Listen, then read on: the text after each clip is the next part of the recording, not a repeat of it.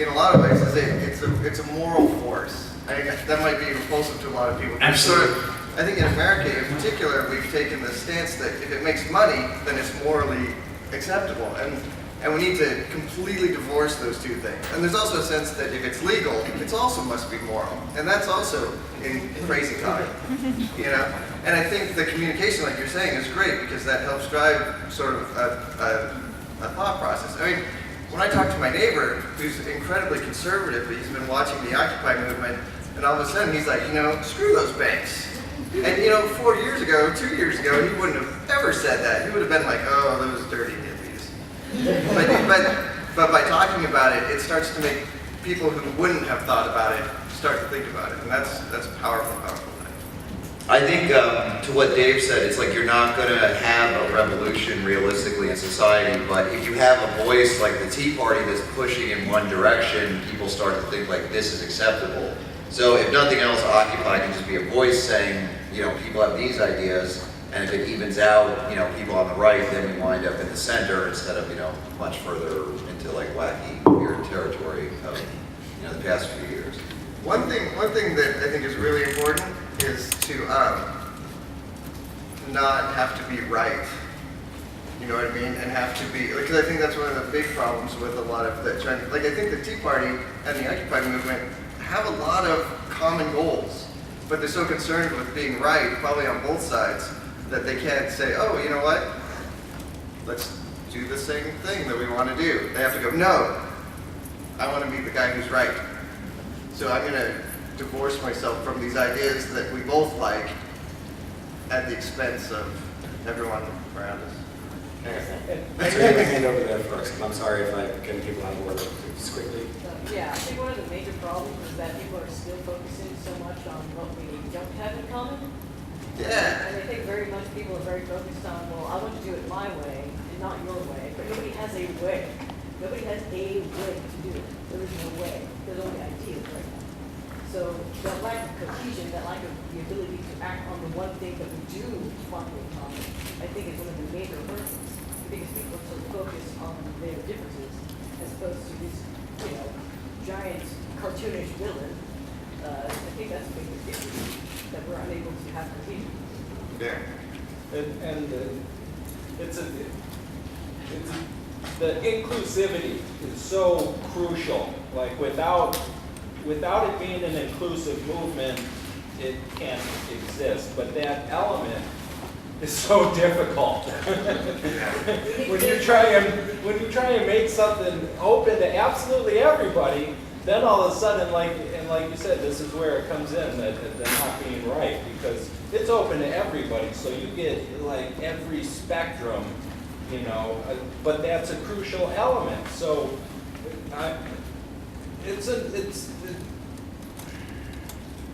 and in LA. We got to definitely experience a full spectrum of influence, and yeah, by the second month the camp was really nasty and difficult to live in. But this inclusive element, I think, is really crucial. But how you deal with it, how we evolve and turn into something that you know, it's really about building a new world, really, and it's.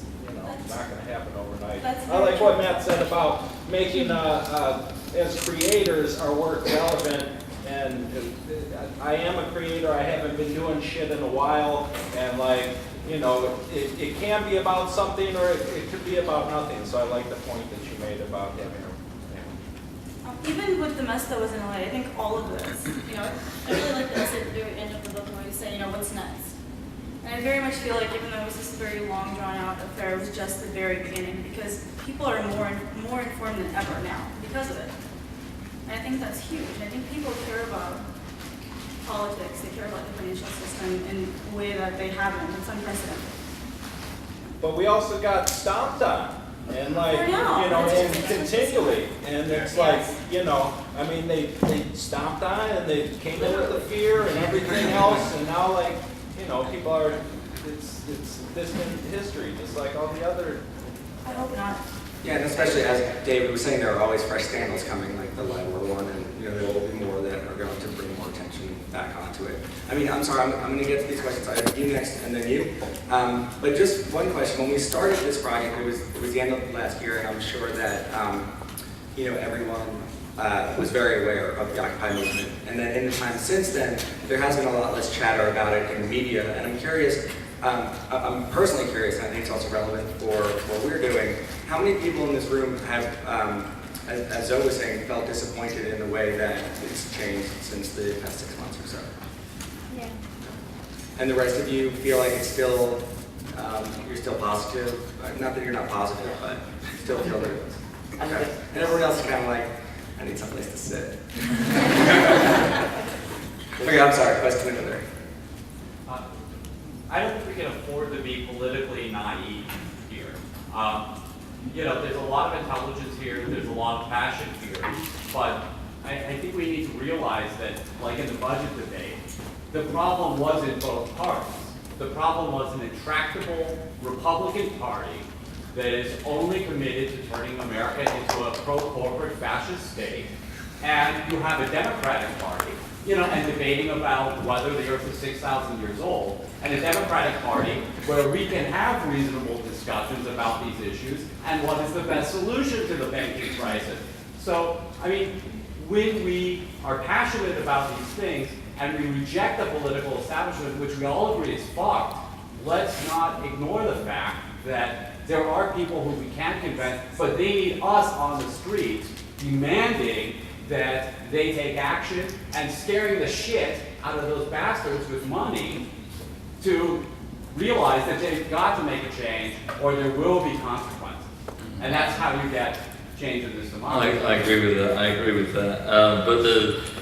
I agree. The Democratic Party needs wider support of the ordinary people because they